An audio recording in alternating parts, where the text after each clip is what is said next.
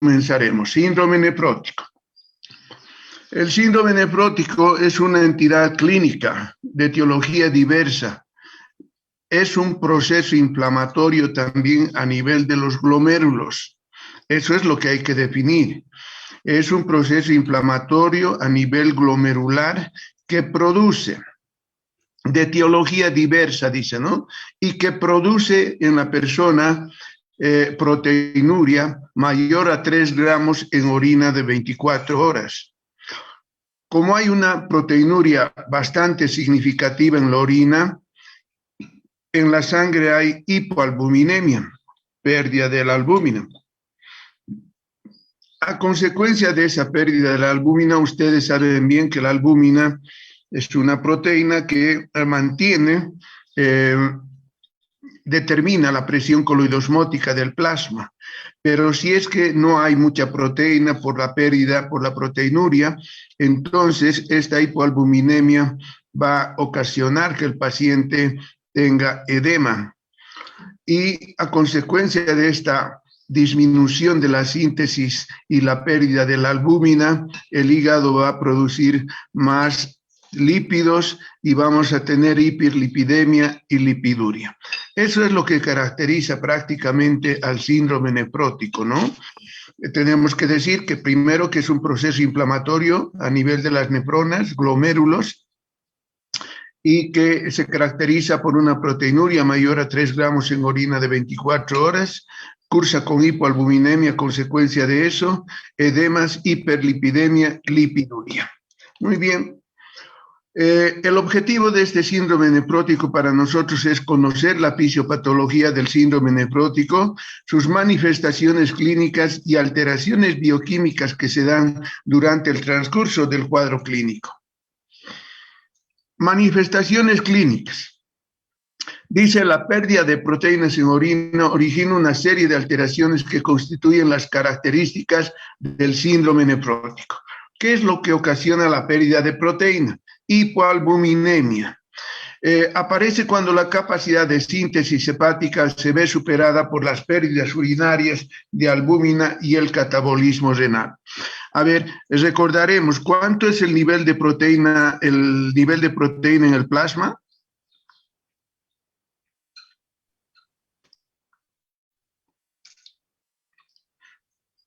A ver, una pregunta, ¿cuánto es el nivel de proteína en el plasma?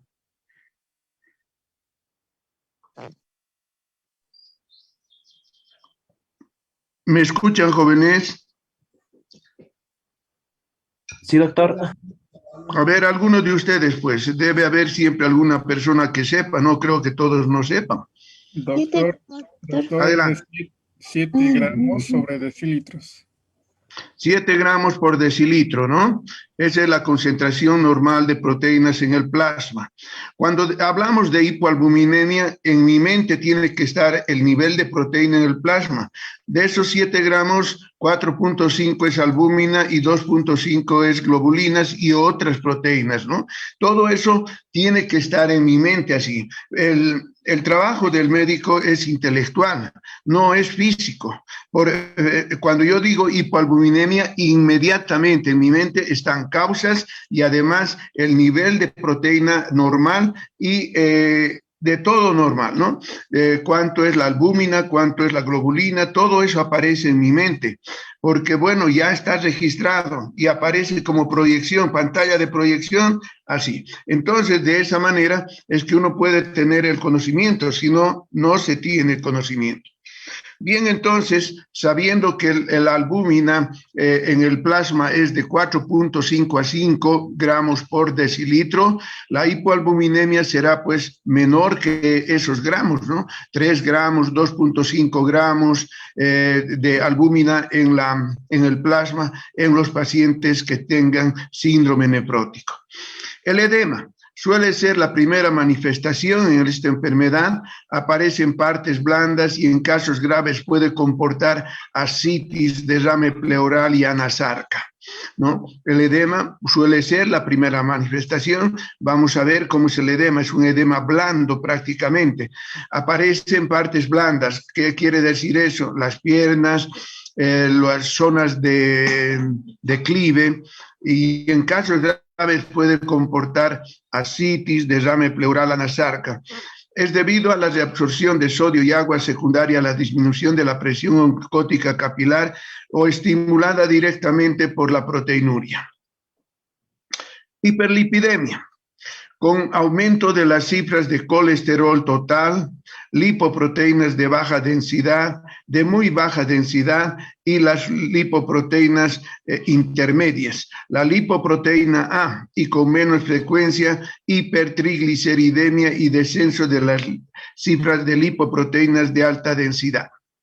Entonces, lo más frecuente son en las hiperlipidemia, lipoproteínas de baja densidad y de muy baja densidad. Dice que el colesterol y la proteína de alta densidad no se elevan tanto prácticamente. La lipiduria se manifiesta con aparición de cilindros grasos en el sedimento urinario y además como pequeñas gotitas de grasa también.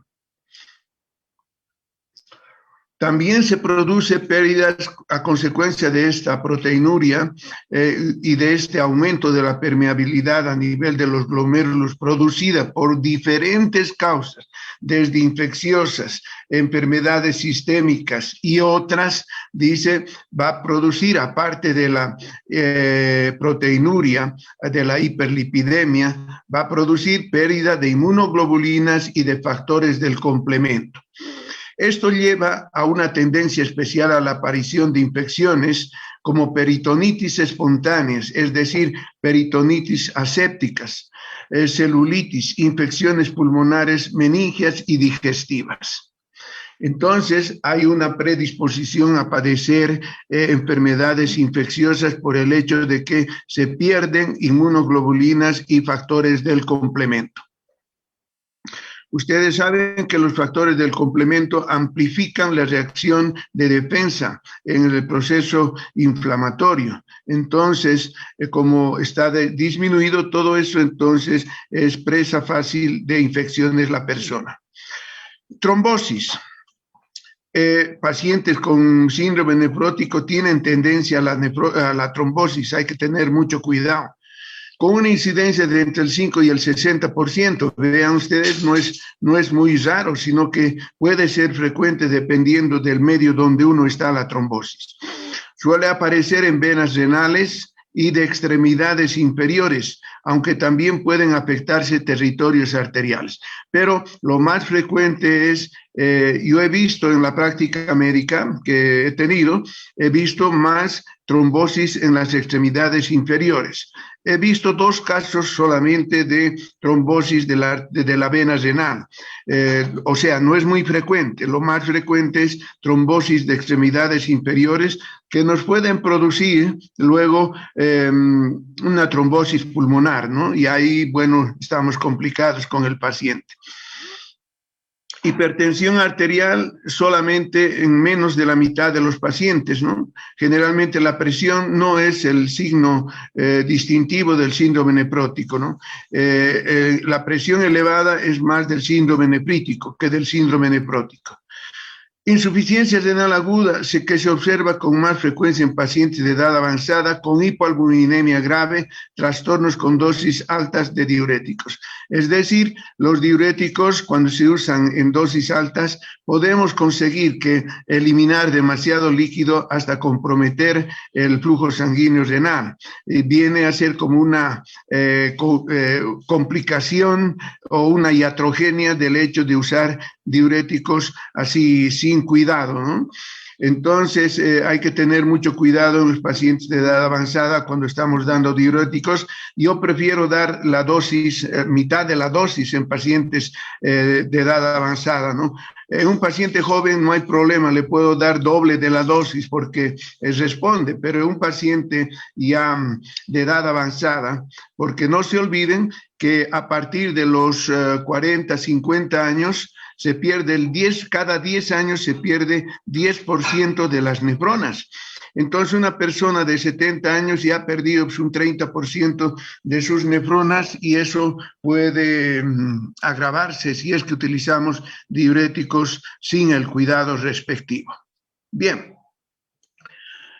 No hay que olvidarse del lugar donde se produce la enfermedad. La enfermedad se produce a nivel de los glomérulos. Principalmente hay un proceso inflamatorio agudo en los glomérulos. El síndrome nefrótico es una enfermedad también aguda, pero puede volverse crónica también, ¿no? Pero en el momento agudo se produce siempre en los glomérulos. Y no hay que olvidarse de la estructura del glomérulo. El glomérulo por encima tiene la capa epitelial asentada en la membrana basal y por dentro tiene la capa endotelial con su fenestra, ¿no? Su capa fenestrada prácticamente.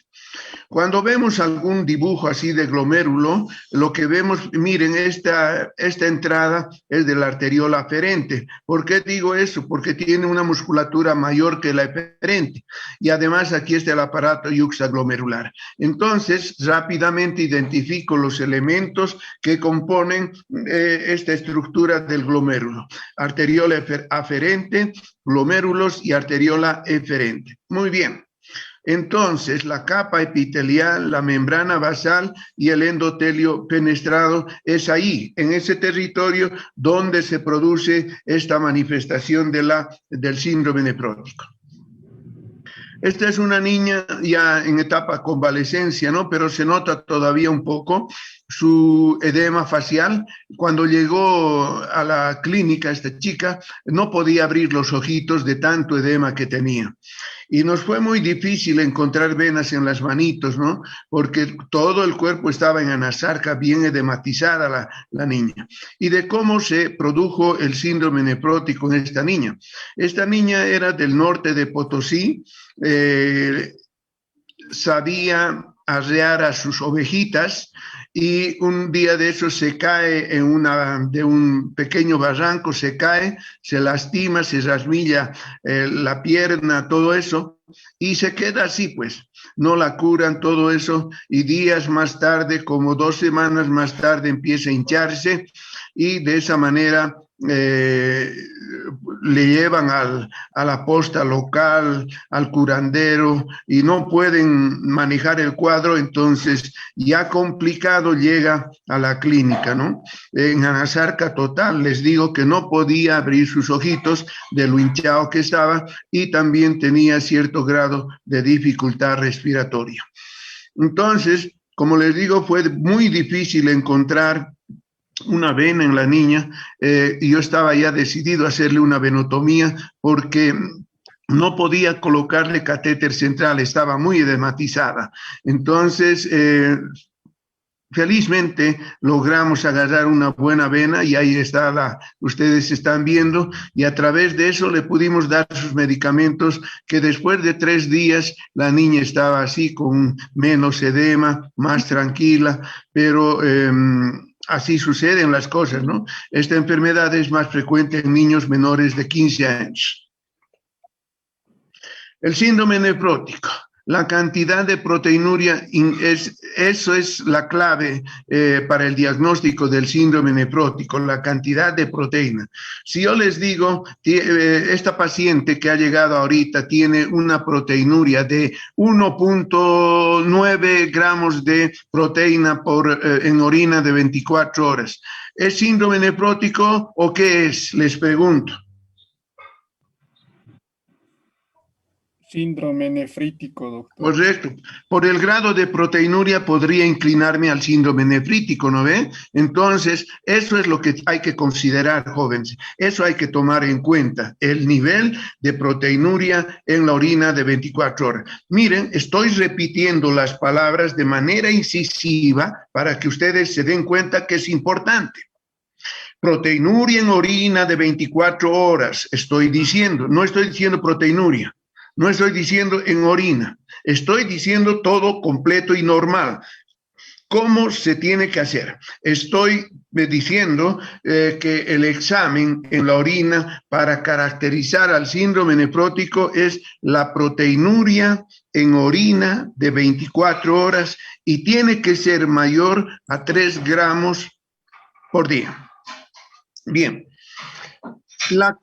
a consecuencia de esta proteinuria masiva, la concentración de albúmina sérica está disminuida, normalmente por debajo de 2.5 gramos por decilitro. Hace rato les recordé cuánto era el nivel de proteína en el plasma. Me dijeron 7 gramos por decilitro, correcto. Y de ahí dijimos de 4.5 a 5 gramos es albúmina. Pero ahora miren aquí, la hipoalbuminemia puede estar tan baja como 2.5 gramos por decilitro. Y eso pues es lo que me hace producir la hiperlipidemia y los edemas en el paciente. Porque con esta cantidad de proteína, la presión coloidosmótica está bien disminuida, por lo tanto, el líquido sale al espacio intersticial formándome el edema. Y si yo no corrijo, el edema sigue aumentando, sigue aumentando. Era primero en las piernas, en la cara, ahora es en todo el miembro inferior, va subiendo el edema y se va haciendo anasarca. Y lógicamente esa anasarca, si continúa, te puede complicar hasta un edema agudo de pulmón. Entonces, a menudo, dice, están presentes otras anomalías bioquímicas. Aparte de la proteinuria, pueden haber otras, dice, ¿no? Y la hipoproteinemia, puede haber la hiperlipidemia y la hipercoagulación. Lo vamos a ver enseguida.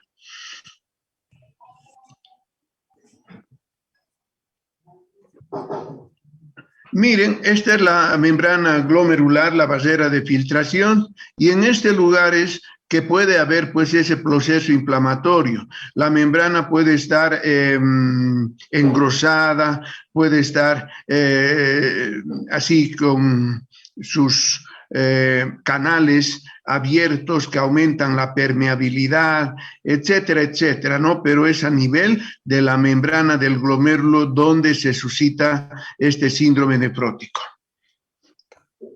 Como en el síndrome nefrítico, ¿no? La membrana puede estarse afectada o puede estar afectada los espacios subendoteliales o subepiteliales también, donde se depositan inmunocomplejos que van a producir un proceso inflamatorio, liberación de citoquinas que van a hacer este proceso inflamatorio a nivel de la membrana, que van a determinar un aumento de la permeabilidad de la membrana.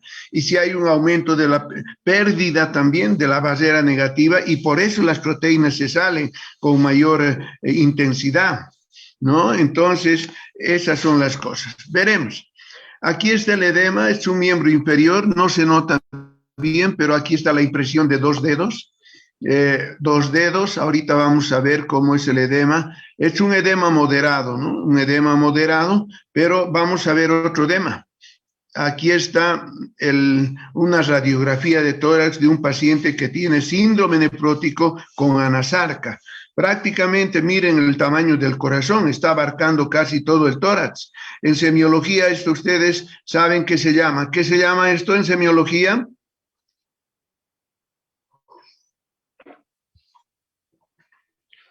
¿Qué se llama esto en semiología? Cardiomegalia. Es cardiomegalia, sí. ¿Otro nombre más? Corazón de buey le llaman, ¿no? Porque es grande, ¿no? Cardiomegalia, evidentemente, pero en semiología le llaman corazón de buey. Bueno, pero vean ustedes, hay también cierto grado de encharcamiento pulmonar. Vean, el pulmón es normalmente negrito, pero aquí en los senos costodiafragmáticos hay un velamiento del pulmón, ya es más claro. Entonces eso quiere decir que está habiendo acumulación de líquido prácticamente, ¿no? Bueno, esto lo vamos a ver después. Aquí está. Vean el edema del síndrome nefrótico. Es un edema blando. Tú me pones los dedos ahí y se queda la impresión de tus dedos, porque se hunde tus dedos como si fuera mantequilla prácticamente en el edema. Y este edema así blando es nefrótico siempre. Porque hay un edema también, pero es un edema duro. Ese es un edema del paciente que tiene alteraciones en el corazón. Del riñón es un edema blando y alteraciones del corazón hay edema también, pero es un edema más duro. Bien, entonces eso vamos a ver. En la práctica médica nosotros podemos determinar de manera cualitativa algunas cosas en el examen de orina con las tiras reactivas, ¿no?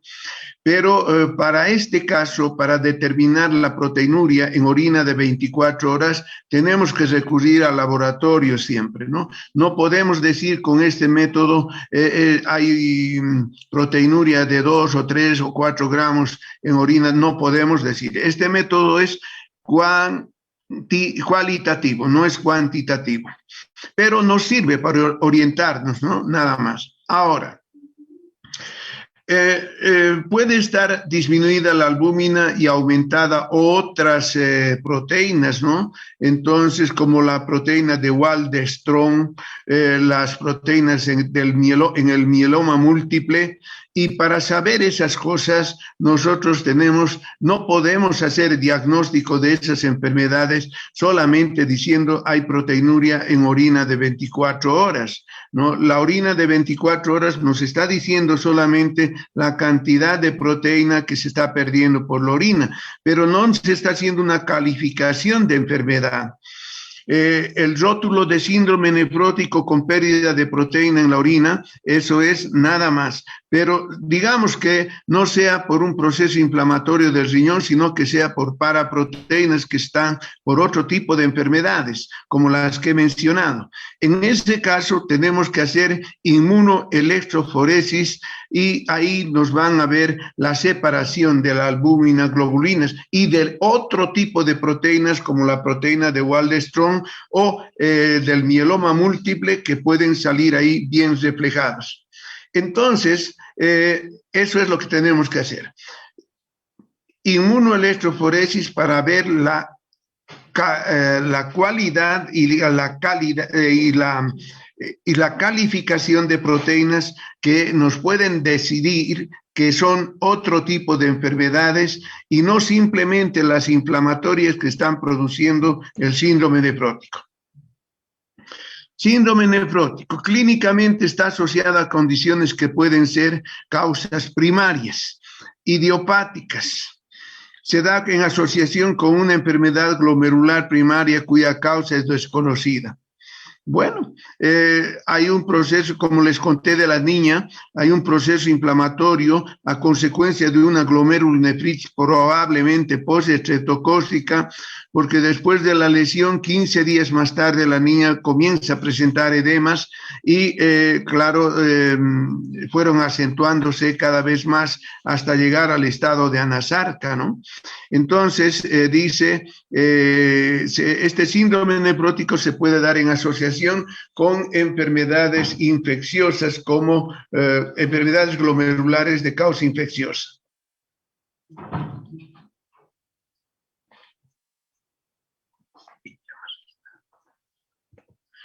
Síndrome nefrótico secundarios. Sucede en asociación con una enfermedad sistémica o siguiendo a la exposición de un factor etiológico específico, identificable o un agente físico como toxinas, alergenos o fármacos, ¿no? Entonces, puede darse también a través de estas circunstancias un síndrome nefrótico. La picadura de una abeja puede producir un síndrome nefrótico. La picadura de una araña, así puede producir. Yo he visto casos de síndrome nefrótico producidas por picadura de abeja y de araña, ¿no? Entonces, hay que tomar en cuenta esas cosas. Y la asociación de fármacos, algunos medicamentos como las sales de oro que se usaban para tratar la artritis reumatoidea, producían este tipo de síndrome nefrótico. Síndrome nefrótico, incidencia. En Europa Occidental y Norteamérica se observa desórdenes glomerulares primarios y, vean, en esos países así industrializados, en la diabetes mellitus. Qué cosa más importante, ¿no? Y además interesante, que la diabetes mellitus pueda causar síndrome nefrótico. Y en realidad es así, síndrome nefrótico puede cursar con un paciente, en un paciente que tenga diabetes mellitus tipo 2 principalmente. En otras partes de Asia, donde hay otro tipo de patologías, el síndrome nefrótico puede ser secundario a esa malaria, porque hay países endémicos en malaria. Aquí en Bolivia también tenemos malaria, pero miren, no he visto casos de síndrome nefrótico por malaria en todo el tiempo que he ejercido la profesión. Tal vez ha sido porque estaba en la zona andina, ¿no? Tal vez en el oriente ven los colegas este síndrome nefrótico ocasionado por malaria. Pero yo, como he estado trabajando todo el tiempo en Oruro, no he podido ver ese síndrome nefrótico por malaria. Pero he visto por otras causas que les voy a contar. Entonces, hay que tener en cuenta siempre, ¿no? Que un paciente, todos hablan de la diabetes, pero cuidado, un paciente diabético puede hacer un síndrome nefrótico. La edad es una enfermedad más de los niños, ¿no? Se dice, el síndrome nefrótico idiopático alcanza el 90% de todos los casos en la edad infantil, es decir, menos de 15 años. Este síndrome nefrótico que se da, el 70% de ese 90% de todos los casos es enfermedad de cambios mínimos. 20% glomerulonefritis proliferativa, 5 a 10% glomerulosclerosis focal y 5% nefropatía membranosa. Y ya su nombre nos está diciendo dónde se está produciendo la enfermedad. Si decimos 5% nefropatía membranosa, es la membrana que está afectada. 5 a 10% de glomerulosclerosis focal es en el glomérulo, ¿no? Sectores del glomérulo. Glomerulonefritis proliferativa, eso es en el mesangio, porque en el mesangio puede estar proliferándose de manera descontrolada y de tal manera que va a obstruir la luz del capilar y va a producir alteraciones, pues, de la filtración glomerular. Y 70% de cambios mínimos, ¿eso qué quiere decir? Que no se puede distinguir entre lo normal y la enfermedad. Por ejemplo, no hay evidencias, digamos así, de alteración a nivel del glomérulo, pero lo único que vemos es la proteinuria. Pero cuando vamos a la biopsia y vemos a la microscopía óptica, prácticamente los glomérulos están casi normales. Entonces, vamos a ir viendo. Aquí está un niño que tiene un síndrome nefrótico. Vean sus ojitos, los párpados están hinchados, sus labios también están un poco hinchados. ¿Y dónde más se nota la hinchazón? En las zonas declives. En el escroto se puede ver, ahí está el escroto, está con líquido. Entonces, en las zonas declives, y sí se puede acumular el líquido en los pacientes que tienen síndrome nefrótico.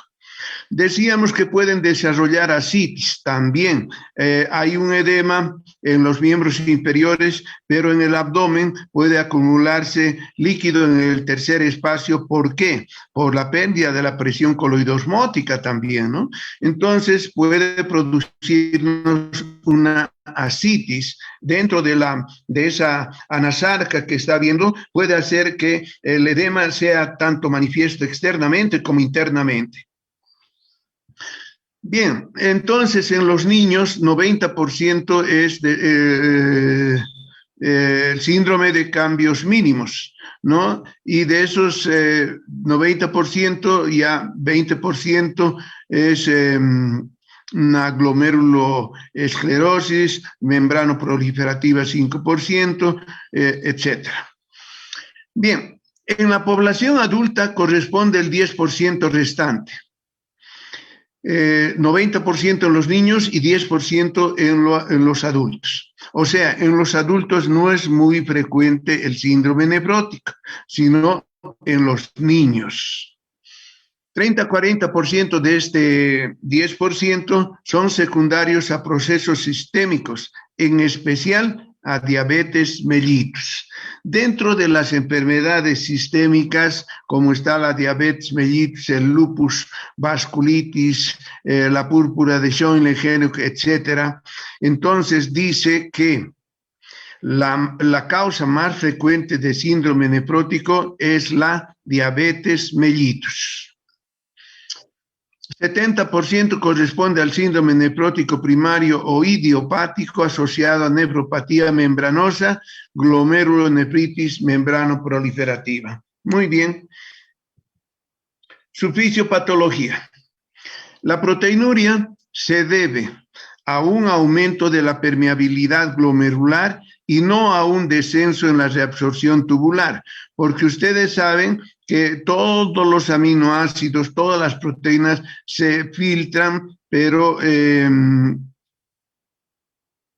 gran parte de los aminoácidos se reabsorben a nivel tubular. Entonces, dice, se debe la proteinuria a un aumento de la permeabilidad del glomérulo, de la membrana del glomérulo, y no a un descenso de la reabsorción tubular. La albúmina es el principal constituyente de la proteinuria urinaria. La excreción de proteína urinaria es superior a 3 gramos por 1.73 metros cuadrados de superficie, que es de un adulto de 70 kilos por día. Puede ser mayor de 20 gramos también por día, pero cuando es mayor de 20 gramos por día, ustedes se podrán imaginar las repercusiones clínicas que tienen sobre la distribución del líquido cuando hay proteinuria masiva, ¿no? De 20 gramos por día. Grave, eso sí que es grave. Además, pueden perderse, dice, en la orina otras proteínas plasmáticas, hormonas peptídicas, inhibidores de la coagulación, la transferrina, las proteínas transportadoras de hormonas. Porque ustedes saben bien que en el plasma hay proteínas que transportan las hormonas, se ligan a las hormonas, a las proteínas y son transportadas hasta el órgano blanco. Hipoalbuminemia. Seguimos. Por la proteinuria disminuye la concentración de albúmina sérica. Hemos dicho que puede llegar hasta 2.5 gramos de albúmina en el plasma.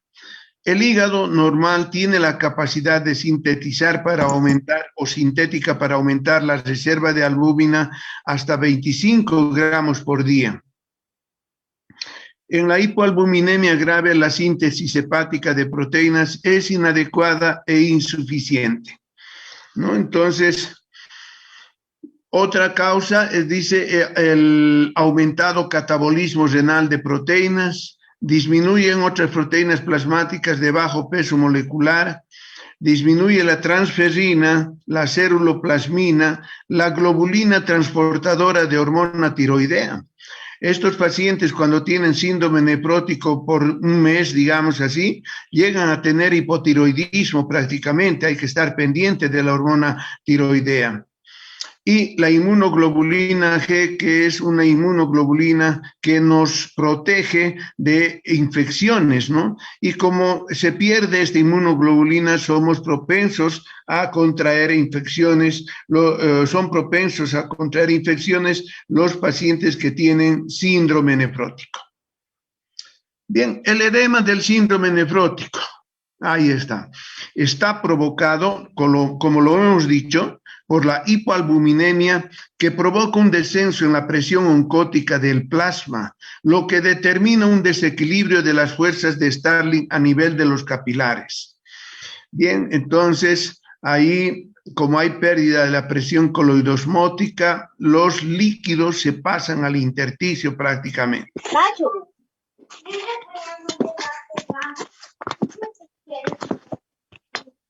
Ya, sus micrófonos. Sucede, dice, a consecuencia de eso, entonces la mácula densa capta como una variación de volumen, porque el volumen se está perdiendo en el espacio intersticial y hay poco líquido a nivel del flujo sanguíneo renal. Entonces la mácula densa capta eso como pérdida de volumen y rápidamente pone en funcionamiento el mecanismo renina-angiotensina-aldosterona, con la consiguiente retención de sodio y también de líquido, y eso va a ir aumentando el edema. Disminución de la tasa de filtración glomerular y el aumento de la reabsorción tubular. Cuando decimos disminución de la tasa de filtración, entonces nos estamos refiriendo a que el riñón puede afectarse en su funcionamiento normal. Puede no estar filtrando adecuadamente, ¿no? Si filtraba normalmente 125 mililitros por cada minuto, ahora puede estar filtrando solamente 80, digamos. Entonces, hay una disminución de la tasa de filtración glomerular, que si eso es mantenida y que avanza, puede llegar a una insuficiencia renal aguda. Pero ojalá siempre lleguemos temprano, a tiempo, como para poder revertir esta situación. Mira, si te están diciendo que la pérdida de proteína te lleva a una pérdida del flujo plasmático renal y tu paciente llega con algunos indicios de insuficiencia renal, como por ejemplo una creatinina de 2, ¿cuál va a ser tu actitud? ¿Cuál sería la actitud si tenemos un paciente con síndrome nefrótico y con una creatinina de 2 en este momento? ¿Qué hacemos con ese paciente?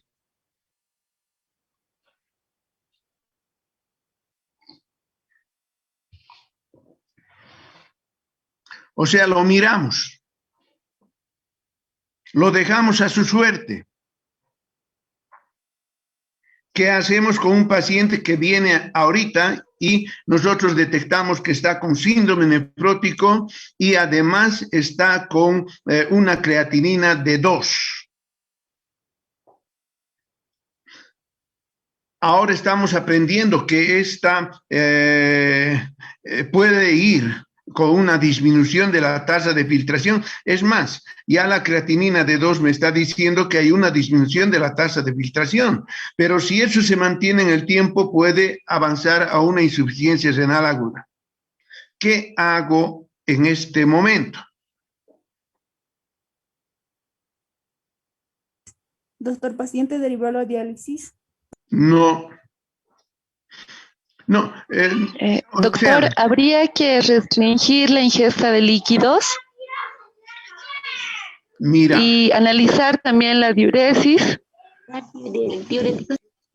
No, a ver, espera, no les estoy para ver diciendo. si es que es necesaria. A ver, para no ver si es necesaria la administración de diuréticos. Un ratito, a ver, no les estoy diciendo tratamiento. Les dijera pues tratamiento, sino cuál va a ser nuestra actitud con este paciente que viene a la consulta y está con 2 de creatinina y tiene síndrome nefrótico. ¿Cuál va a ser nuestra actitud?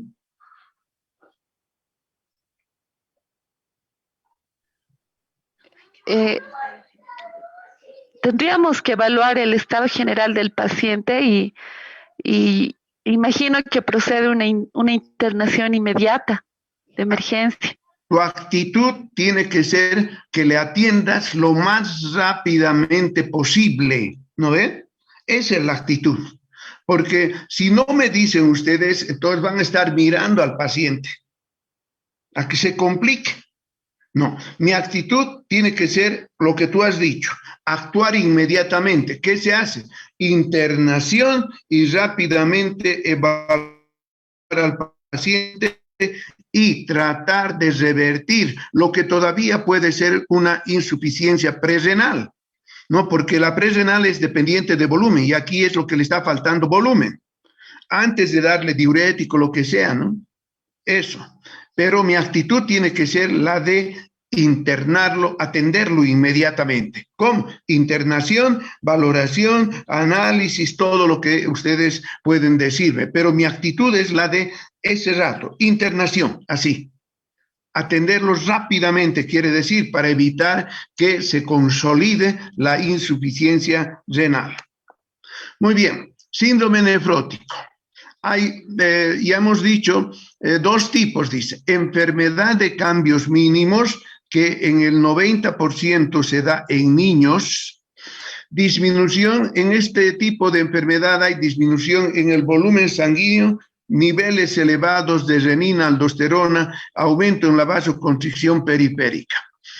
En otros países hacen dosificación de la renina y la aldosterona en estas enfermedades. Ya en Bolivia no, pues tenemos que suponer nomás de que eso está ocurriendo, porque ya saben ustedes, no somos un país rico, en realidad, somos un país rico, pero empobrecidos por los políticos. Bolivia sigue siendo rica, pero los que manejan el país empobrecen a la gente. Pero Bolivia es rica, tiene todo. Solamente la política es lo que nos perjudica, ¿no? Entonces, pero y a consecuencia de eso, no tenemos un excedente monetario como para poder atender en condiciones aceptables al pueblo. ¿Cómo hacen gala los políticos de la salud, ¿no? Con chauchitas prácticamente, con cositas así, pareciera que están haciendo gran cosa. No, ¿saben? Se necesita infraestructura adecuada, equipamiento adecuado, profesionales, personal bien capacitado y bien pagado, ¿no? Porque de lo contrario también no funciona. Entonces, mi actitud es la de internación inmediatamente. Muy bien. Síndrome nefrótico, glomerulonefritis. El otro grupo puede estar producida por algunas enfermedades que cursan con el síndrome nefrótico. Una glomerulonefritis e insuficiencia renal pueden ser parte del síndrome nefrótico. El volumen, cuando hay este tipo de enfermedades, insuficiencia renal o glomerulonefritis crónica, el volumen intravascular puede estar normal o aumentado. En cambio, en la síndrome nefrótico producido por cambios mínimos, el volumen plasmático siempre está disminuido. Vean aquí bajos niveles plasmáticos de renina y aldosterona. En cambio, en el síndrome nefrótico por cambios mínimos, dice que la renina y la aldosterona están elevados y hay vasoconstricción periférica, ¿no? Entonces hay una diferencia importante en cuando cursa el síndrome nefrótico con otro tipo de enfermedades. La hiperlipidemia.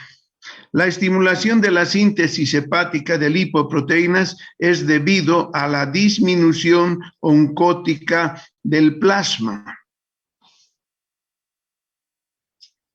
¿no? Entonces, vean, en lo que yo estoy hablando, mi mente ya está formulando el tratamiento. Por ejemplo, desde el primer instante que he empezado a hablar del síndrome nefrótico, en mi mente está elaborándose el pensamiento, ideas para ver cómo resolver el problema, ¿no? Me están hablando de edema, de anasarca, de disminución del volumen plasmático, me están hablando de proteinuria. Entonces, en mi mente ya está cómo voy a disminuir la proteinuria, cómo voy a mejorar el flujo plasmático, cómo voy a disminuir la proteinuria, cómo voy a disminuir la hiperlipiduria, por ejemplo, hiperlipidemia, lipiduria. Es decir, ya prácticamente mi mente está trabajando en eso. Y la de ustedes también tiene que estar trabajando en eso, porque miren, el trabajo del médico es intelectual, permanentemente está haciendo una referencia a su mente para buscar en su base de datos las respuestas. Y para eso estudias, para aumentar, para poner en tu base de datos los datos que te van a permitir hacer un buen diagnóstico, pues. Estudias para eso. Lees para eso, no lees solamente para, bueno, he leído, voy a ir a dar examen con una leída, digan, no, eso no sirve. Lo que tienes que tener en tu base de datos es para la vida prácticamente. Bien, entonces la estimulación de la síntesis hepática de lipoproteínas es debido a la presión oncótica plasmática disminuida, después a la hipoalbuminemia y aumento de las lipoproteínas de baja densidad, de muy baja densidad principalmente. Las lipoproteínas de baja densidad es el mayor portador de colesterol, dice. Y las proteínas de muy baja densidad es el mayor portador de triglicéridos. Y en la orina, como hay una hiperlipidemia en la sangre, en la orina hay lipiduria.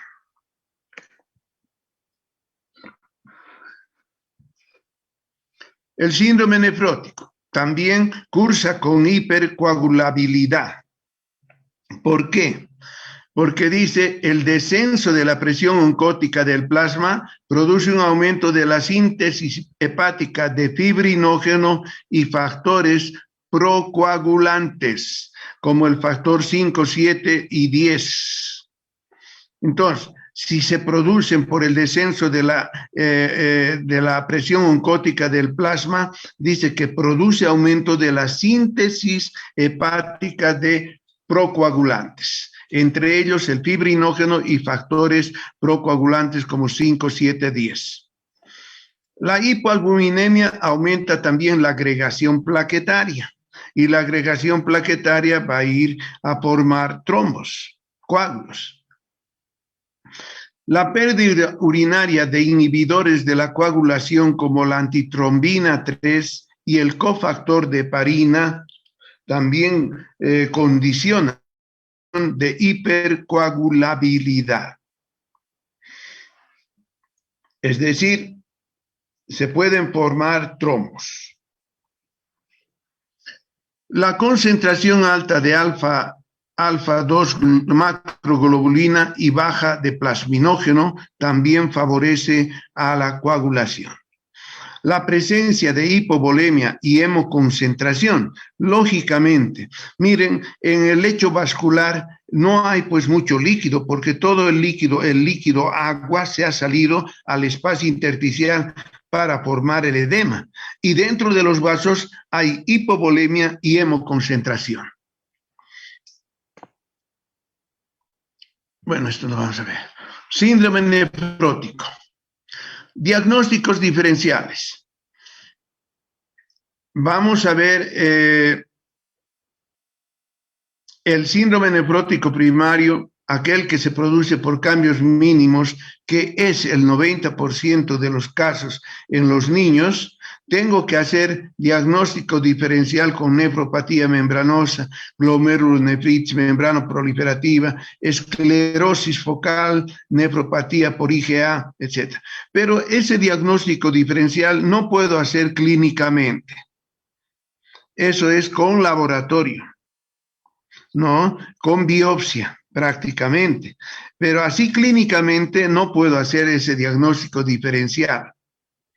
Lo más que puedo decir es, este es un síndrome nefrótico de cambios mínimos o un lupus, puedo presumir un lupus, pero otras cosas no puedo presumir porque son exclusivas de un diagnóstico de laboratorio más prolífico y además de una biopsia renal.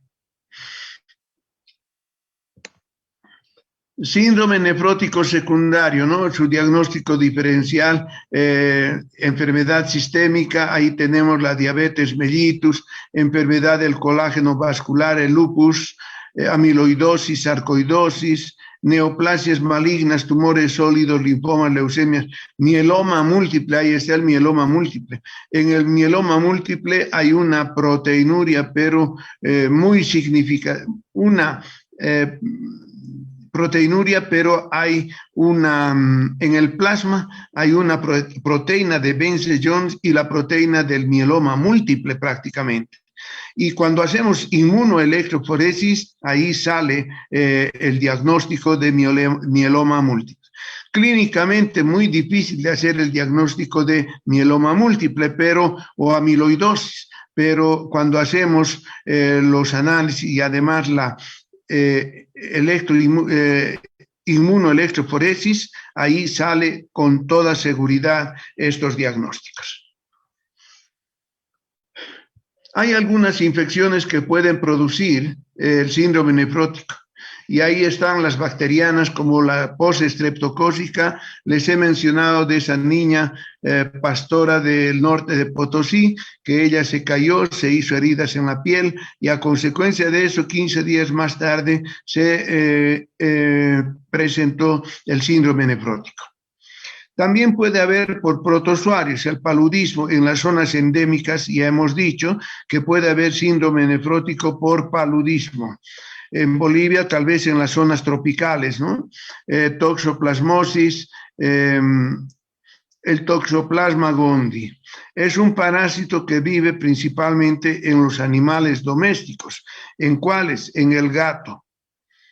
Hay mucha gente que tiene gatito, lo besa al gato, todo hace con el gato, duerme con el gato, etcétera. Pero después la persona quiere tener hijitos y de repente no puede, pues, porque está infectada por el toxoplasma.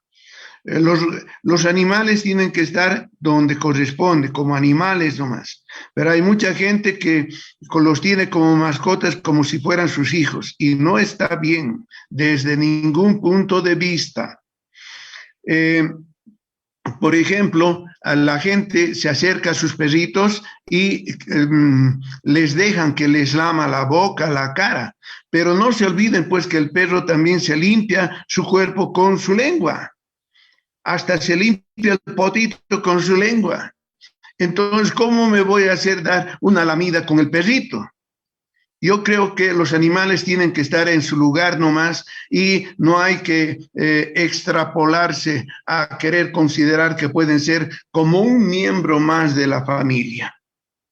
Esas son ya exageraciones prácticamente.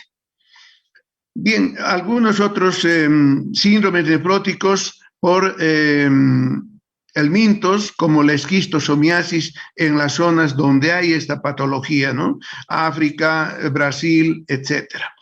Las enfermedades víricas como la hepatitis B también puede cursar con un síndrome nefrótico, pero ahí los análisis nos van a hacer determinar si es por hepatitis B o por otra causa. Además de la hepatitis B, cursa con transaminasas elevadas, bilirrubinas también comprometidas, etcétera. Toxinas específicas como metales pesados. Entre los metales pesados, el mercurio, el plomo y las sales de oro eran las que producían estos síndromes nefróticos muy frecuentemente. El mercurio ya ha sido sacado prácticamente del quehacer industrial, no así el plomo y no así el oro. Entonces todavía hay algunos metales pesados que pueden producir este síndrome nefrótico. Fármacos. El probenecid es un agente úrico-súrico. El captopril es el padre de todos los IECAS. Yo tuve la oportunidad de estar en el momento en que se lanzó el captopril como antihipertensivo, pero yo sé la historia exactamente del captopril, del dueño del captopril, y actualmente el que descubrió la molécula del captopril todavía vive. Es una persona maravillosa prácticamente, ¿no? Yo estaba haciendo la especialidad en el Brasil y en ese hospital donde estaba había mucha investigación. Prácticamente los investigadores subían y bajaban las gradas, pero era un hospital muy grande, ¿no? Entonces había muchas salas de exposición, no era una sola sala, sino habían como unas 40 salas de exposición y cualquiera podía hacer uso el rato que quería para presentar su trabajo. Y había un aire de investigación, pero tan frenético con las enfermedades, ¿no? Entonces ahí un día aparece este doctor que era un médico rural prácticamente, un médico rural que no hizo especialidad siquiera, y él estaba queriendo demostrar las bondades del veneno de la víbora para controlar la presión arterial. ¿Y cómo llegó a esa conclusión? Llegó a esa conclusión, ¿por qué? Porque cuando atendía a los pacientes por picadura de víbora, todos los pacientes llegaban en shock, con la presión caída.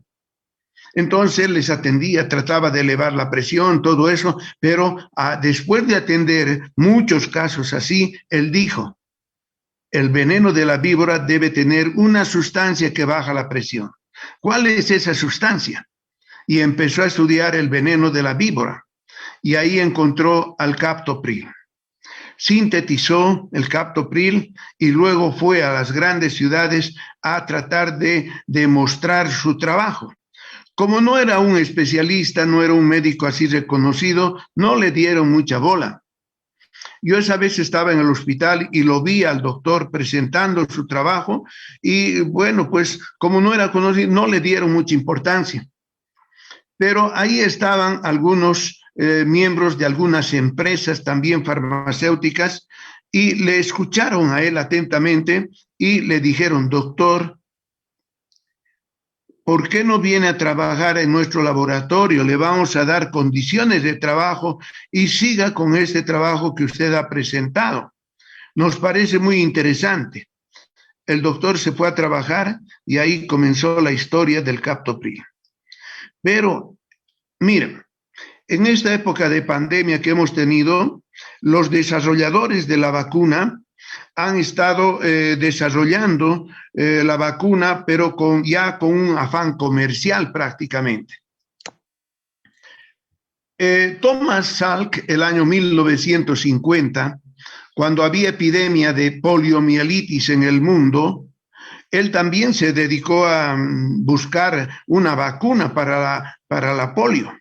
Y cuando la encuentra, sus amigos le dicen, mira, has trabajado tanto, ¿por qué ponle patente a tu descubrimiento? Y Thomas Salk dijo lo siguiente, no puedo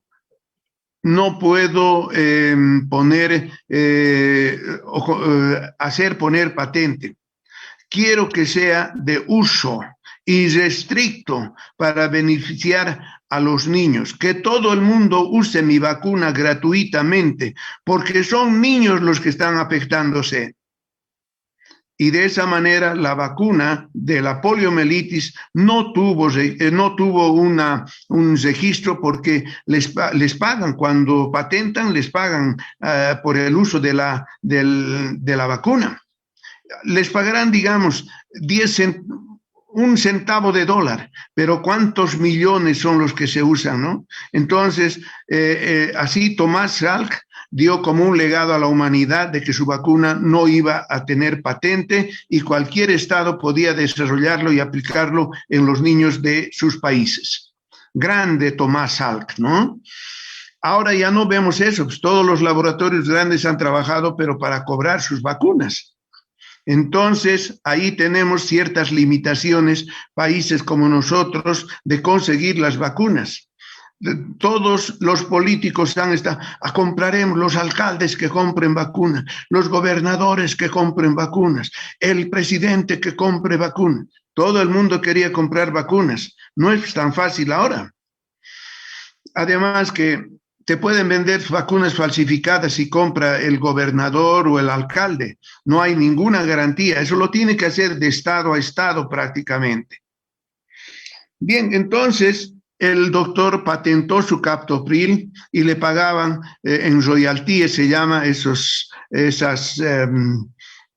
pagos pequeños que hacen por el uso de su patente, y en poco tiempo el doctor se volvió multimillonario, porque en el mundo tantos hipertensos empezaron a utilizar el captopril y prácticamente el doctor se volvió multimillonario.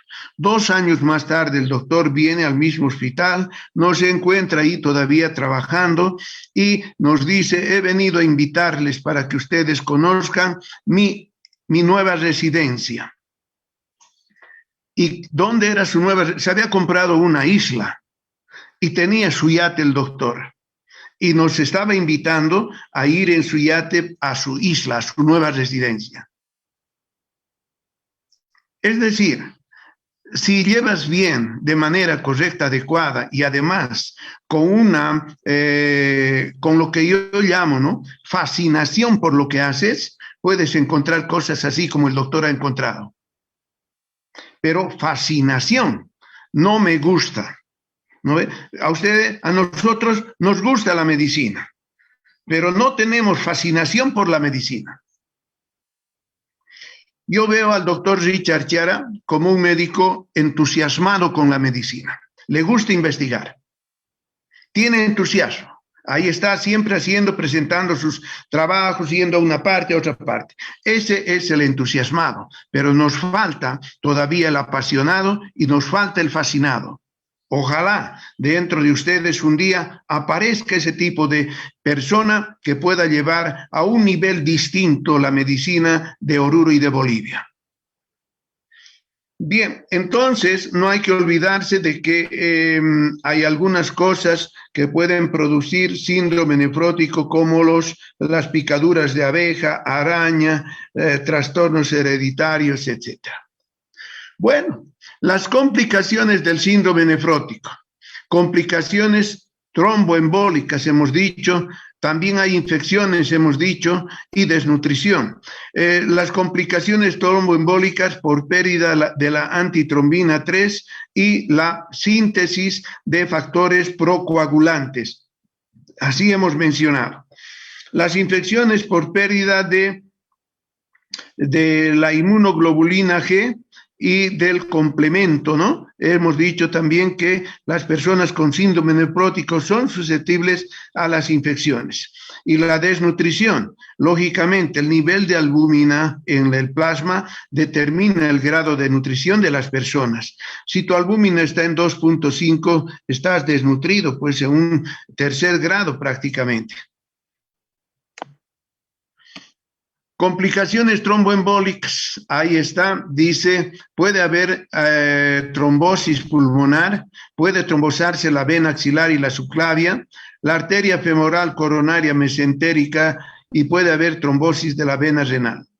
Yo he visto trombosis mesentérica a consecuencia de un síndrome nefrótico. No he visto muchos casos, he debido ver 2 casos, pero llegaron a la emergencia como abdomen agudo, no llegaron como síndrome nefrótico, porque en la trombosis mesentérica duele pues el abdomen y el abdomen se hincha. Ya después de que se intervino todo eso, pudimos hacer el diagnóstico de síndrome nefrótico, pero en primera instancia era una trombosis mesentérica la que había, ¿no? Entonces los cirujanos hicieron la resección del segmento trombosado del intestino y luego ya en el postoperatorio vimos de que se trataba también, se había producido la trombosis por un síndrome nefrótico. Infecciones debido a niveles bajos de inmunoglobulinas de la IgG principalmente y del complemento de bajo peso molecular. Las principales bacterias implicadas en las infecciones, Escherichia coli, puede haber peritonitis asépticas también, o peritonitis por Escherichia coli, o puede haber septicemia por neumococos, ¿no? Entonces, pero eso se da porque hay una deficiencia de las defensas naturales del cuerpo.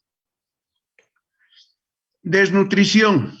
Normalmente tiene un balance nitrogenado negativo secundario a la proteinuria masiva, dice. Hay pérdida de transferrina y de hipotransferrina.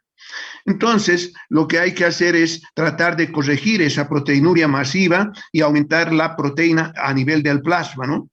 Entonces, ahí estamos. Ya casi para llegar a la culminación, vamos a ver el tratamiento. Tratamiento del edema, pero vamos a ver algunas cosas particulares. Primero, hospitalización, como me han dicho. Esa es la actitud. Luego vamos a seguir dando las órdenes. Dieta hiposódica. ¿Cuánto es la dieta hiposódica? Hiposódica es 2 gramos de sal en 24 horas. Esa es la dieta hiposódica. Cuando dicen dieta hiposódica, es mejor poner los gramos de sal ahí al lado. Normalmente, en una dieta normal, consumimos 6 gramos de sal. La dieta hiposódica puede ser 4 gramos también, pero es mejor 2 gramos de sal por día. Dieta hiperproteica en base a proteínas de alto valor biológico. ¿Cuáles son esas proteínas de alto valor biológico? La lactoalbúmina, la ovoalbúmina. Entonces, proteínas del huevo y de la leche. Puedes darle arroz con leche, quinoa con leche, le puedes darle amaranto con leche, puedes darle clara de huevo, no tanto la yema, pero clara de huevo, en lo que sea, ¿no? Esas son proteínas de alto valor biológico, la lactoalbúmina y la ovoalbúmina. Entonces, la dieta principalmente en base a esos 2 elementos. Bien, ¿qué hacemos? Si yo utilizo de primera mano diuréticos, como dice aquí, entre ellos me dicen, vas a usar un diurético de asa. Un diurético de asa es un potente diurético. Entonces, si yo uso directamente porque está en anasarco, edematizado, y en mi mente viene, ponle diurético así, y le pongo diurético, puede ocasionar en el paciente que entre en insuficiencia renal. ¿Por qué? Porque ya su lecho vascular tiene poco líquido. Y si le retiro más líquido, ya pues se puede trombosar, puede producir cualquier cosa. Por eso no le tengo que poner de entrada primero el diurético. Tengo que esperar un poco. Primero corregiré los otros factores. ¿Qué factor voy a corregir primero, jóvenes? A ver ustedes que ya me han seguido la lección, ¿qué idea tienen de qué cosa podemos hacer antes de darle diuréticos? Porque si le damos primero diuréticos, podemos ocasionar que entre en insuficiencia renal o que nos haga trombosis, porque ya el lecho vascular está con poco líquido.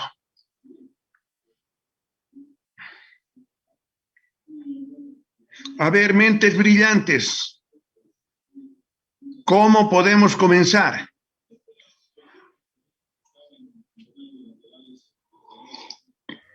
Doctor, Adelante. tal vez con la administración de coloides, doctor, para corregir los estados de nivel de la proteína de la sangre. Para corregir la presión coloidosmótica. Muy bien, la idea general está bien. Voy a darle coloide, pero no cualquier coloide, ¿listo? Le voy a dar el coloide natural. ¿Cuál es el coloide natural? ¿Qué está perdiendo, pues? Albúmina. Entonces le voy a dar albúmina. Porque si digo coloide así en forma general puede estar bien, pero en forma específica le voy a dar lo que pierde. Entonces le voy a dar albúmina. Hay frascos de albúmina que vienen de 50 y 100 mililitros, pero cuesta cara la albúmina. Más o menos un frasquito de 50 mililitros debe costar unos $100 y las de 100 mililitros unos $180, así debe costar. Entonces, vean, le voy a dar albúmina. Primero, voy a tratar de mejorar esa presión coloidosmótica para que deje de estar así baja y ocasionarme más edema. Entonces, le pongo albúmina y inmediatamente ese líquido del tercer espacio, del espacio intersticial, va a entrar al plasma, al lecho vascular, arrastrado por esa presión de la albúmina. E inmediatamente después le puedo poner media ampollita de furosemida porque ya va a tener líquido el lecho vascular y va a eliminar el líquido de esa manera. Pero si le pongo primero la furosemida sin corregir la presión coloidosmótica, puedo empeorar al paciente. ¿Está entendido esto? Sí, doctor. Porque el rato antes, cuando les he preguntado qué hacemos con este paciente que llega, diurético, así me estaban diciendo. No, pues no podemos dar diurético de primera mano. Primero tenemos que corregir el lecho vascular. Tengo la idea de que está disminuido. Si le doy diurético, voy a disminuir aún más, voy a empeorar su cuadro. Entonces, primero le pondré un coloide más si quieren. ¿Qué coloide conocen ustedes?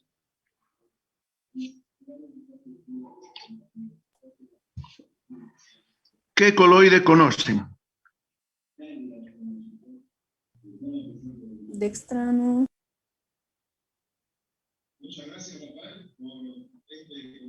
Dextrano, ¿cómo viene el dextrano? ¿De cuánto es el dextrano? De 40 y de 70. Ya, dextrano. Puedo utilizar eso a goteo lento. ¿Otros coloides que conozcan? Etalmidón al 6%. ¿Qué se llama eso? Etalmidón. ¿Cómo? Etalmidón. Tetraalmidón. ¿Pero hay en Bolivia eso? ¿O es que has leído en el libro? Del libro, doctor. Ya. No llega a Bolivia eso. Otra cosa que llega a Bolivia, a ver, otro coloide. Plasma, doctor. El plasma también es un coloide, ¿no? Es verdad, pero otro más. Miren, en lugar de la albúmina, como a veces no hay albúmina en las farmacias, puedo usar el plasma, es verdad, así es. Puedo usar plasma, pero más plasma tendría que conseguir, ¿no?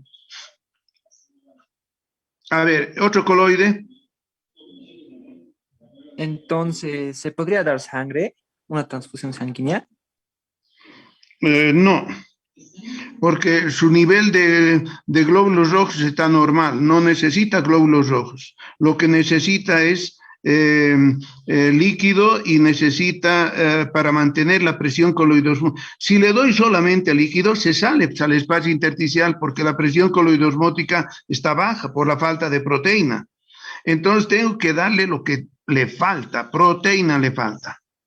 Pero no puedo darle sangre porque el nivel de glóbulos rojos está normal. Más bien hay una hemoconcentración, hemos dicho. Si le doy sangre, entonces puedo desencadenar una coagulación más bien. Otro coloide que conozcan. Dextrano conocen, ya. Muy bien, 40-70, de acuerdo. ¿Qué más conocen? Plasma conocen, ¿ya? ¿Qué más conocen? Hay un coloide que se llama AEMACEL. Todas las emergencias de los hospitales clínicas no tienen tanto el dextrano, sino tienen el AEMACEL como coloide. Cuando llega un paciente así en shock, le ponen AEMACEL. Entonces, ese AEMACEL puede ser un coloide mientras estoy buscando yo la albúmina o el plasma finalmente, ¿no? Si no hubiera albúmina, plasma. Pero no le voy a poner pues una unidad de plasma, le pondré 3, 4 unidades de plasma. Por favor, los micrófonos, ¿ya? Entonces le pondré 3 o 4 unidades de plasma para mejorar esa presión coloidosmótica y luego después de esos de 100 le puedo poner la furosemida, pero no a dosis plena, la mitad de la dosis, 20 miligramos intravenoso y con eso veo cuánto de líquido sale, ¿no? Si sale 3 litros, 4 litros, maravilla, ¿no ve? Entonces voy a esperar un poco porque ya va a funcionar el riñón, etcétera, etcétera. ¿Por qué va a funcionar el riñón? Porque hemos mejorado el lecho vascular, hemos aumentado la presión coloidosmótica, por lo tanto va a haber una mejor filtración. Bien, después, ¿qué le tengo que dar? Hemos dicho que es un proceso inflamatorio por muchas causas, entre ellas infecciosas, sistémicas, etcétera. Entonces, ya en la anterior clase con el síndrome nefrítico hemos visto la prednisona. Entonces, aquí le voy a dar también prednisona porque no funcionan los AINES. Están contraindicados los AINES. Entonces le voy a dar un antiinflamatorio de tipo corticoide, la prednisona. Tampoco puedo darle cualquier corticoide, ¿no ve? El otro día me dijeron dexametasona. No. Entonces, prednisona, 1 a 2 miligramos kilo peso día. ¿De qué depende que yo use 1 o 2 miligramos kilo peso día? Del cuadro clínico, de mi criterio clínico. ¿Qué criterio tengo en relación al paciente? ¿Está grave? ¿Está más o menos? Entonces, ese criterio me hace utilizar 1 o 2 miligramos. Si tengo un paciente con una proteinuria, por ejemplo, de 5 miligramos o de 5 gramos en orina de 24 horas, no voy a estar jugando pues, con ese. No le voy a dar 1 miligramo de kilo peso de prednisona. Le tendré que dar 2. Pero si viene un paciente que está así, con 3 gramos, intentaré con 1 miligramo de prednisona. ¿Por qué? Porque estos medicamentos también tienen pues sus efectos colaterales, ¿no ve? Entonces, cuanto menos dosis use, va a ser mejor para el paciente. En eso tengo que tener un equilibrio, en mi mente tiene que estar ese equilibrio para usar 1 o 2 miligramos kilo peso. Bien, como tiene tendencia a, vean, reduciendo el proceso inflamatorio, evitamos la pérdida de proteína, la proteinuria disminuye, mejora la presión coloidosmótica, el paciente está orinando mejor y ya está a camino a recuperarse, ¿no ven? Entonces, ahora tengo que seguir trabajando con el paciente. Dice que tiene tendencia a la trombosis por disminución de la antitrombina 3 y de los factores de coagulación y además que el hígado, por esa perturbación de la hipoproteinemia, entonces dice que produce factores procoagulantes como el factor 5, 7 y 10. Entonces, ahí tengo que utilizar heparina, un anticoagulante. La heparina normal viene de 5.000 unidades por mililitro en frascos de 5 ml y puedo utilizar la heparina normal, 1 ml subcutáneo diario como profiláctico para evitar la trombosis. Pero ahora ha llegado mejor, desde hace unos 5 o 6 años atrás, ha llegado otra heparina, que es la heparina de bajo peso molecular. Y estas vienen en ampollitas de 20 y de 40 miligramos. Entonces se puede utilizar como profiláctico heparina de peso molecular, 20 miligramos subcutáneo diario en el paciente, mientras no mejore su nivel de plasma de albúmina en el plasma. ¿Cuánto tiempo puede ser eso? Unos 10 días, 15 días, así. Luego, como hay hiperlipidemia, le voy a dar atorvastatina. ¿De cuánto viene la atorvastatina?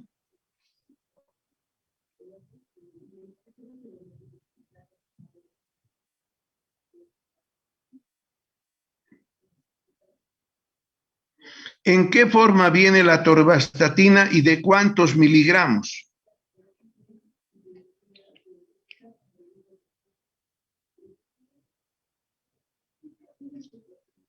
Aló, jóvenes, ¿están en la sala?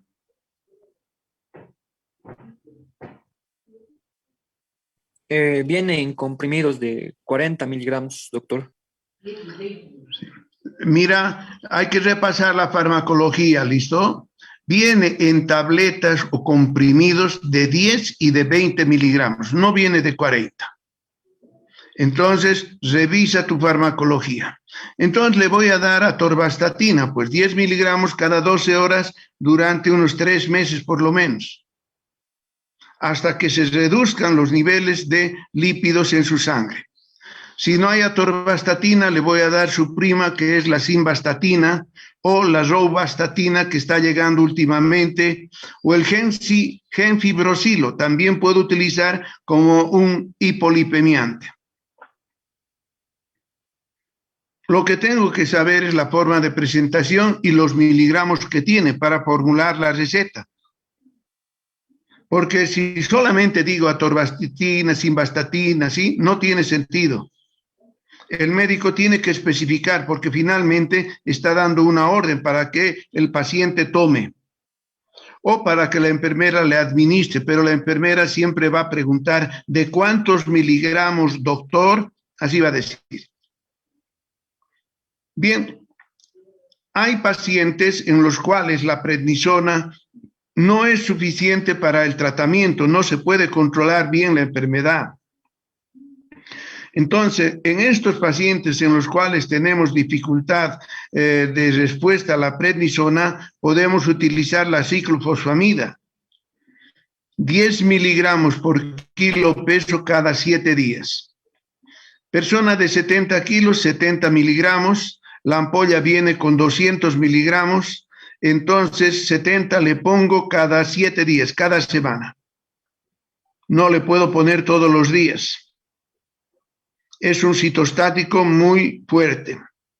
Y aquí no estoy queriendo detener células cancerosas, sino estoy queriendo detener esa membrana glomerular que está muy permeable. Actúa como un potente antiinflamatorio la ciclofosfamida. Bien, en esos pacientes en los cuales no tengo una buena respuesta al corticoide, se llaman pacientes córticos resistentes. Y también puede haber una dificultad con la ciclofosfamida, pues que no responde el tratamiento, el paciente sigue con proteinuria, sigue con edemas, etcétera, etcétera. Sigue con la tendencia a la trombosis, etcétera. Entonces, en esos pacientes voy a hacer biopsia. La biopsia renal está indicada en el estudio del síndrome nefrótico del adulto. En los niños no hacemos biopsia renal, porque el 90% de los casos es benigno. Con un tratamiento común corriente, pero internado el paciente, puede revertir rápidamente en una semana la enfermedad, ¿no? Es benigna el síndrome nefrótico, pero en el adulto no. En el adulto es más grave y hay que tener mucho cuidado. Entonces, en el estudio del síndrome nefrótico del adulto, excepto en pacientes diabéticos en los que no se sospeche otra enfermedad distinta de la nefropatía diabética.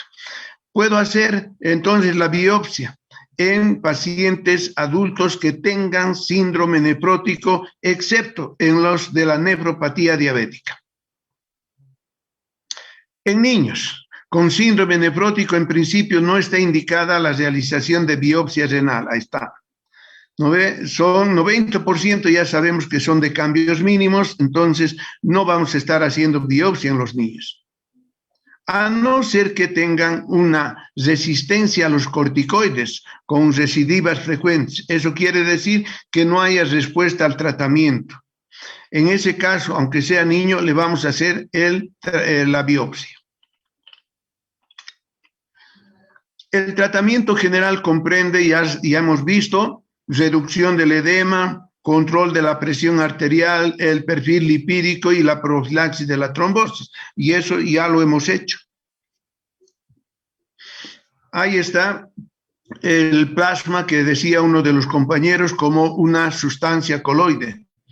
Las sustancias intravenosas, los líquidos intravenosos, en forma general, se clasifican en dos grandes grupos, cristaloides y coloides.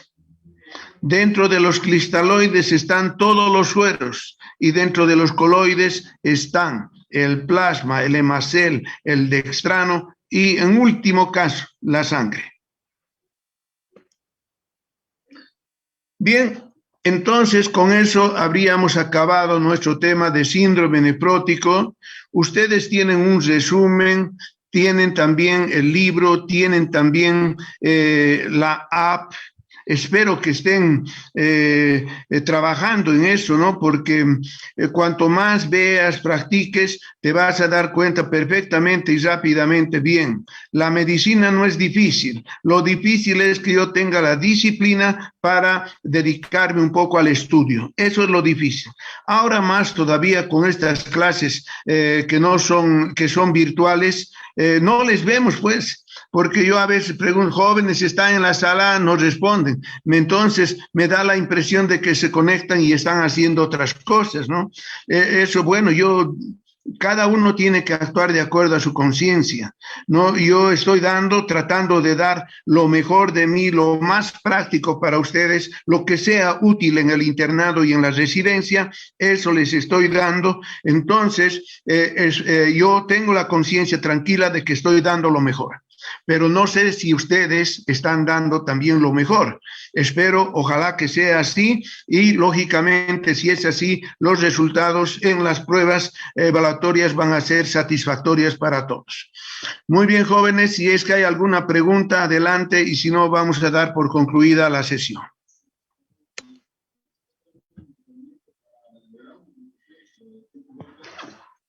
¿Hay preguntas?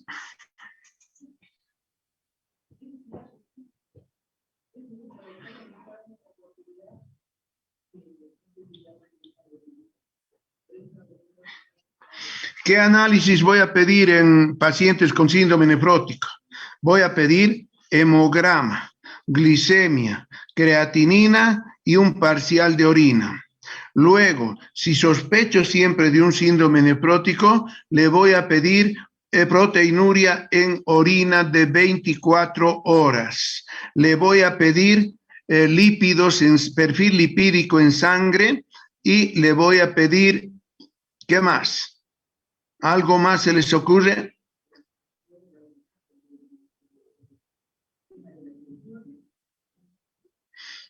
¿Qué análisis más le voy a pedir? Ya he mencionado casi todos, pero falta unos dos.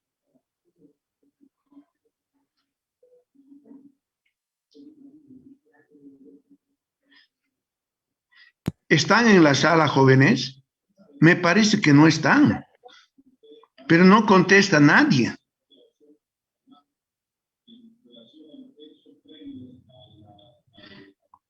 Sí, doctor, estamos en la sala.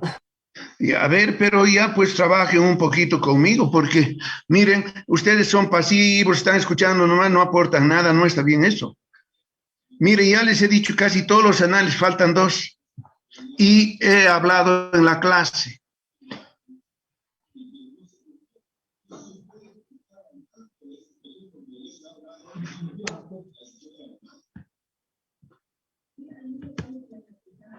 ¿Qué análisis le voy a pedir? Voy a anotar. Examen de orina, hemograma. A ver, primero vamos a ir por lo importante, pues así, en orden, ¿ya? Siempre primero se pide en sangre las cosas. ¿Qué voy a pedir? Hemograma. Ya, a ver, ¿dónde está el texto? Hemograma. ¿Qué más voy a pedir? Perfil lipídico, doctor.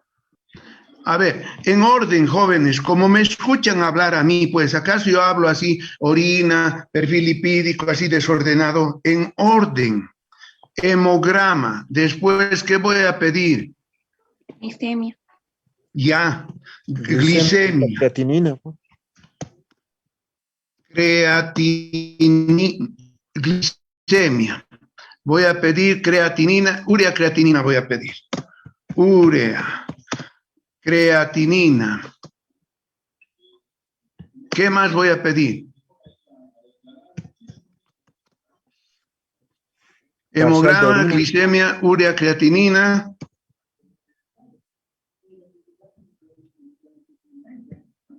¿Qué más?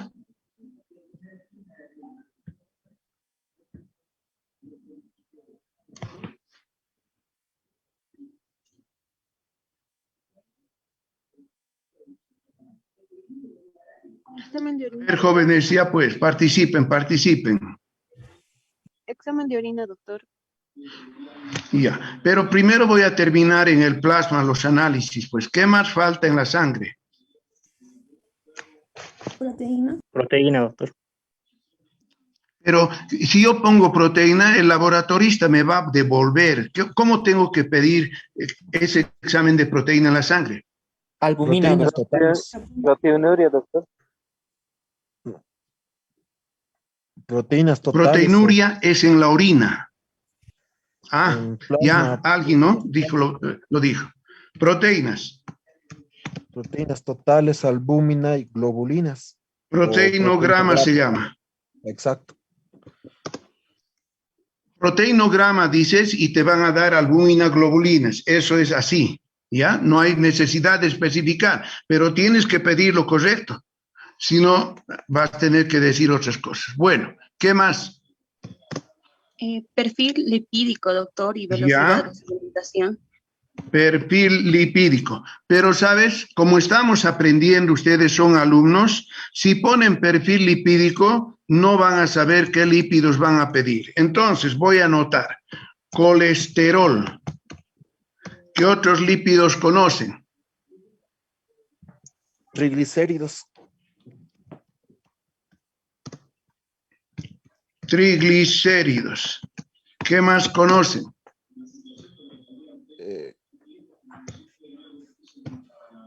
Colesterol HDL, LDL. DEHDL. ¿Qué más conocen?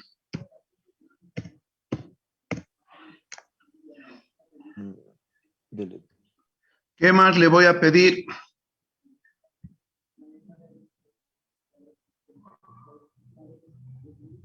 Ahora puedo pedirle la orina, parcial de orina. ¿Qué más voy a pedir?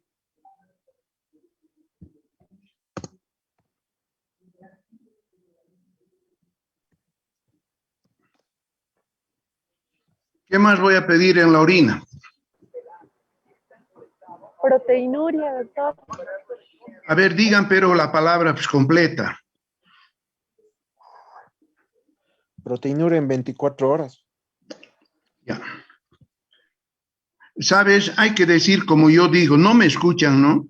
Repito y no escuchan ustedes. Miren, la anterior clase he repetido lo mismo y ahora también, y todavía no han agarrado, porque no le ponen la atención. Proteinuria en orina de 24 horas tienes que poner, porque si pones proteinuria en orina, de lo que llevas la orina en el frasquito van a hacer, y no es eso pues lo que queremos. Tiene que llevar la orina de 24 horas para hacer esa proteinuria. Si no pones así, miren, la anterior clase lo mismo hemos hecho, proteinuria en orina de 24 horas para ver si es síndrome nefrítico o nevrótico. Listo. Ahora me siguen diciendo proteinuria en orina de 24 horas. No. Ya, jóvenes, de una vez pues pónganse las pilas.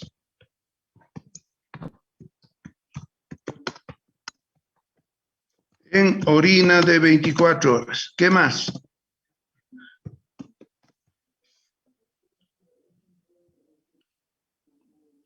¿Qué más le voy a pedir? ¿O eso ya es todo?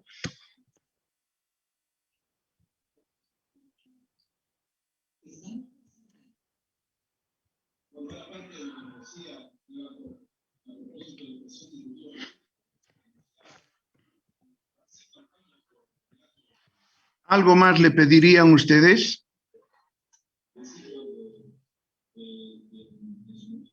Cuantificación de leucocitos, eritrocitos. Eso está en el hemograma, querido joven. Hemograma quiere decir eso.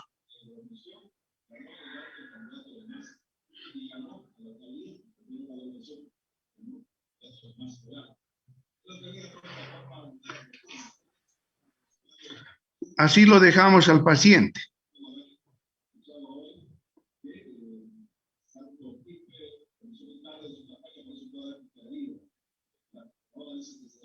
Pobre paciente.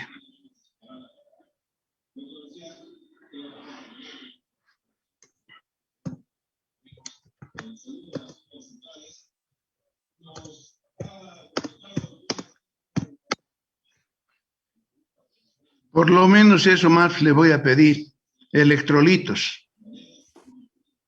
Si hay tanto problema con el volumen de los líquidos en ese paciente, ¿cómo estarán distribuidos sus electrolitos? Bien, esos análisis voy a pedir a un paciente con síndrome nefrótico. Pero voy a ir en orden, ¿no ven? No voy a hacer desorden. Hemograma, orina de 24 horas. No. En orden, como les estoy presentando aquí. El médico tiene que tener cierto orden en su trabajo. Doctor, también se podría pedir un examen de sedimentos para ver sobre la lipiduria. ¿Examen de qué? De los sedimentos, doctor. Mira, parece que no me han escuchado desde la primera clase, ¿no? He dicho que no se pide examen del sedimento, porque eso viene en el parcial de orina. Cuando tú pides parcial de orina, te analizan la orina de los tres aspectos: el aspecto físico, el aspecto químico y el sedimento. Si vas a pedir solo sedimento, está pues mal. Tienes que pedir el examen de orina. O puedes pedir el examen de orina completo si quieres, no parcial. Igual te van a responder lo mismo. Te van a responder el aspecto físico de la orina, el aspecto químico de la orina y el sedimento inclusive. No hay que pedir aparte el sedimento, sino eso viene incluido en el examen parcial de orina. Hemos dado una clase de parcial de orina. Bueno, yo digo, no estabas en la clase o no has atendido, pero entonces lee, pues estudia, porque si no, no está tampoco leyendo ni estudiando, pues. Por favor, a ver, pónganse las pilas y comiencen a estudiar su libro. Cuidado que a último rato nomás estén estudiando. No les va a ir bien si estudian a último rato. Con tiempo hay que estudiar. El aprendizaje es de a poco, no es de golpe. Y no es mucha materia la que estamos avanzando, ¿no? Son temas específicos y, bueno, por lo menos pues unas 2 leídas en la semana le daré al tema que ha avanzado, ¿no ve? Pero si lo estoy dejando, me voy a olvidar, no voy a poder recordar. Muy bien, esos son todos los análisis que podríamos pedir en un paciente con síndrome nefrótico. Se habrán anotado. Muy bien. Entonces, ¿hay alguna otra pregunta o no? Doctor, cuando la persona ya está en etapa de anasarca, edema Sí. total, así de todo el cuerpo, doctor, la persona, perdón, la persona siente dolor, todo, por lo que está así todo voluminoso.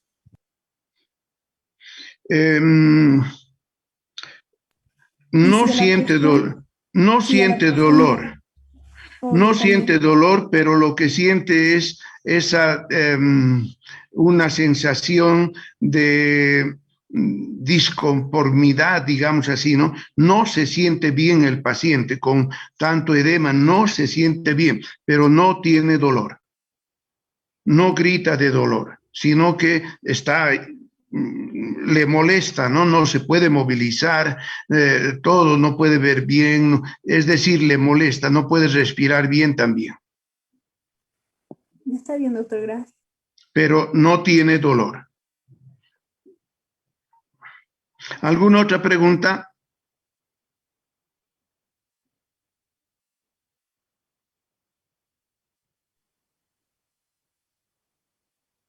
Muy bien.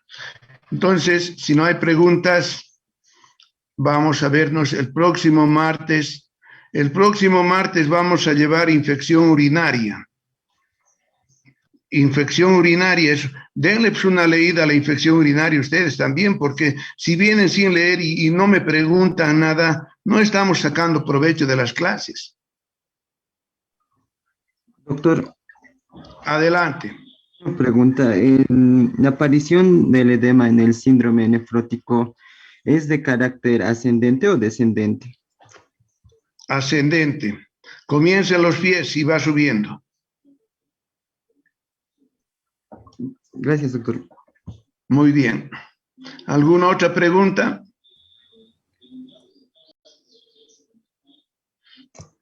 A ver, jóvenes, la próxima clase va a ser infección urinaria. Espero que vengan leyendo y me pregunten. ¿Listo? Ya. Está bien, doctor. Perfecto. Tienen el texto, tienen todo para darle una leída. No tienen mucho tiempo, vean pues, en la app infección urinaria y ahí les va a dar los tips ya prácticamente bien resumido. Pero si no hacen nada de eso, entonces no, pues no está bien. Muy bien, hasta entonces el próximo martes. Hasta luego, Doctor, doctor.